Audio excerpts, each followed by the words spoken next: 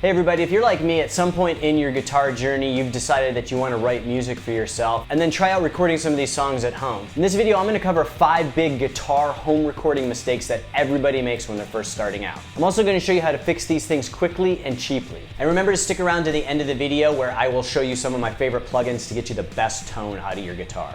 But before we begin, remember to like and subscribe. That way you get notified when I post new videos. I post new content like this several times a week. And check out my website, scottobryanguitar.com. I have the tab for hundreds of punk, rock, and grunge songs up there, plus some other great resources. And here we go.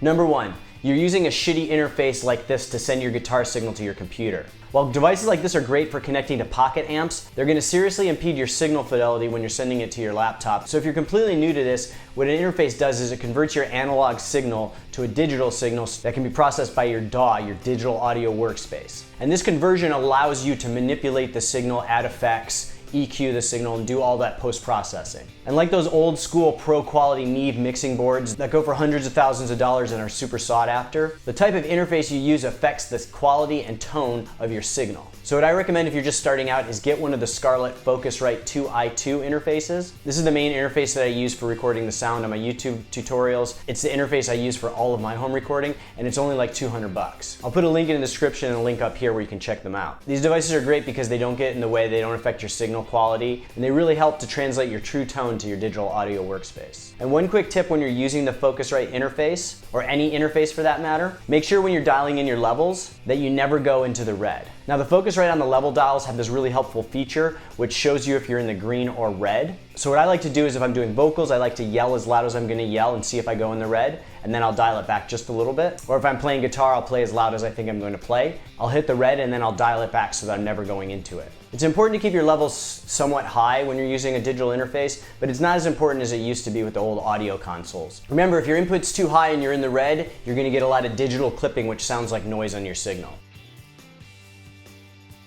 Number 2, you're using a shitty digital audio workspace. So like I mentioned before, a digital audio workspace, or DAW, is where you do all your mixing, add your effects, and basically facilitates all of the recording functions. And one of the main problems of using a shitty DAW, like one of those ones you can download for free as a trial, and while it used to be a fact that these low quality free DAWs used to affect your recording quality, it doesn't seem like that's the issue as much anymore. A lot of it involves the functionality or features that you're able to use, like EQ, effects, that kind of stuff, as well as the export quality of the files that you're trying to export. In order to get you to upgrade to the paid version, they don't let you export like a high quality Spotify or mastered ready mix.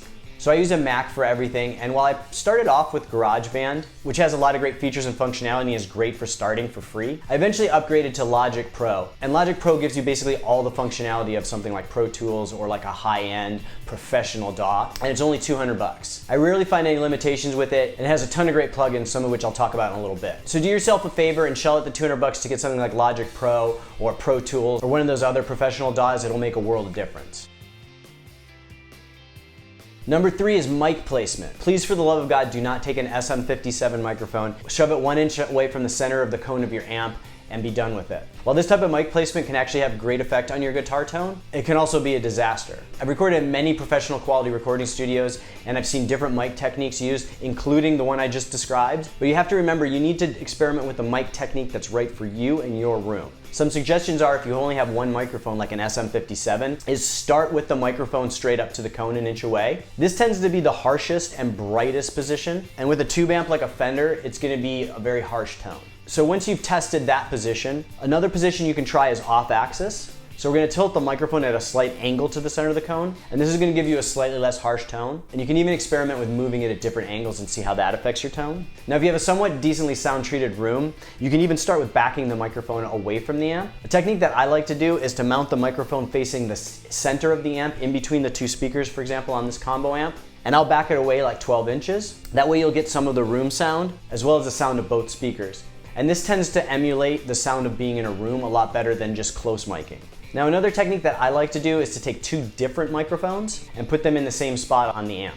So once I've found my position on the amp, I'll bring in a second microphone. I really like my Warm Audio WA67, but you don't have to spend that much on that. You can get an Audio Technica large diaphragm microphone too for pretty cheap. And what I'll do is I'll position both of those next to each other so they stay in phase. And I'll talk a little bit about phase in a second. And then I'll record with both microphones. And then later in the mixing stage, I might use the one microphone that I like better, or I might blend the two. So for example, if the SM57 is a little bit brighter, I might dial that back a little bit, and I might add more of the second microphone. Or I can tweak both microphones until I get a good blend that gives me a good overall sound. And then lastly, another 2 microphone setup that you can try, if you have a well sound treated room, is to position one microphone somewhat closely to the amp, and then another one greater than 3 feet back. So this second microphone is giving you the room sound, while the first microphone is giving you a lot more of that amp sound. And the reason we want to separate those mics so far is because we want to avoid phase issues. If the microphones are too close together and not in phase, they're going to cancel out the signals, and you're going to get like a muffled sound. And this just has to do with how the sound waves combine with each other. But if your second microphone is greater than about 3 feet back from the first microphone,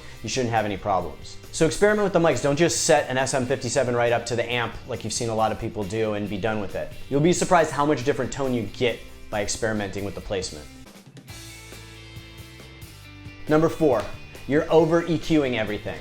Now this tends to happen because you don't have the right mic placement or you have a shitty guitar tone coming out of the amp. And what a lot of people try to do then is just fix those issues when they're mixing. And by this time it's usually too late. You really want to get that guitar tone set before you start recording. So if you take the time in the beginning to set up everything properly, there should only be a few tweaks you need to make to the guitar EQ to make it jump out of the mix. So typically you want to boost like from 400 to 1000. These are your good low mids that are going to fill up that sonic space that your guitar needs to fit in your mix. And then you also want to slightly boost like from 300 to 400. This is going to make your guitars a little bit brighter and a little bit more shimmery and really pop out of the mix. And then we're always going to cut 50 and below. This is just noise basically. Your guitar doesn't occupy that frequency range and it's just going to clog up the rest of your mix. And then every once in a while I want to remove like about 140 to 150. If you're doing a lot of palm muting or have like real thick sounding guitars, this tends to be that kind of like warble or woofing sound that you hear with the palm muting. So if you cut 140 to 150, it's not going to affect the overall tone too much and it's going to make your palm mutes sound a lot better.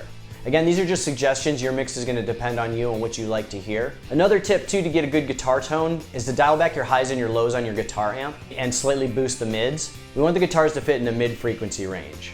Your bass and your kick drum are going to occupy the low frequencies, your cymbals are going to occupy the high frequencies. And most guitar players don't understand that while it sounds great in your room having your bass up and your treble up, when you plug that into a mix, those lows and those highs are just going to get drowned out by the other instruments and it's going to decrease the power of your mix. Dial back the bass, dial back the treble somewhat on your amp, and bump the mids up a little bit when you're recording. It should sound somewhat brighter than you'd want when you're recording through your DAW, but when you bring all the other elements in, it'll sit nicely in the mix.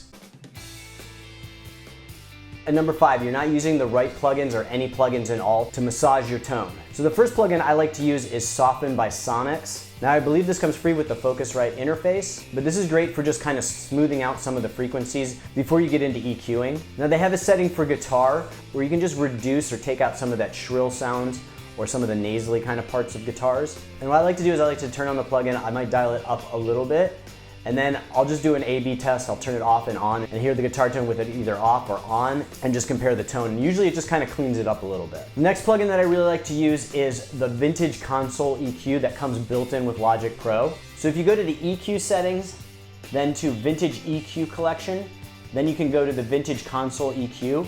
And this is meant to emulate like a vintage Neve console. And it gives you some really simple, great options to kind of tweak the EQ before you even go in and just add a little bit of ambiance to your tone. So I'll almost always start with this in the default settings, and then I might tweak the mids or the highs a little bit. I usually don't mess with the lows too much on guitar. Another built-in plugin that I really like is the Quantec Room Simulator. And this is an app that adds like some reverb and ambiance to your tone.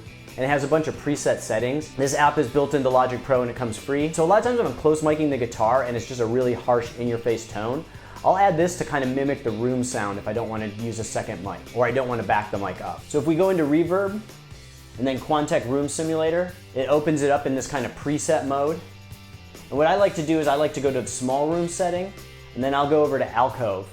That's pretty much my preferred. It just kind of gives it a little bit of room tone without being too overwhelming.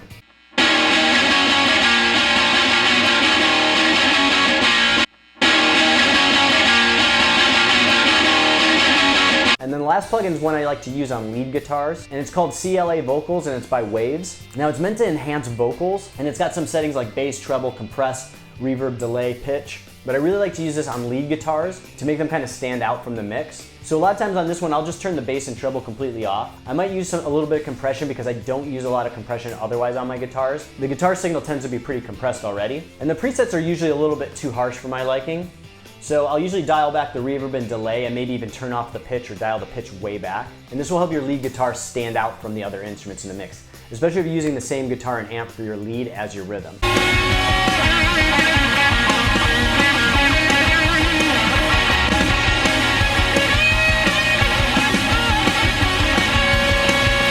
And one last tip that you may want to do, if you're sending out your files to like a producer, or you want to be able to modify your tone after you've recorded, what you can do is you can set up a DI signal. So basically what you can do is you can use a splitter to send one signal as a DI into your computer, and the other signal goes to your amp and is mic'd up. And what you can do with that DI signal is it'll just give you the clean tone of your guitar, and then you can use the amp modelers that are in Logic Pro or your own amp modelers and add whatever other effects you want to later. It's an excellent backup plan that can save you a lot of time. So that's it for this one. I hope you liked the video. Remember to like and subscribe so you get notified when I post new content. And check out my website, scottobryanguitar.com. I have the tab for hundreds of punk rock and grunge songs up there. And I'll see you guys next time.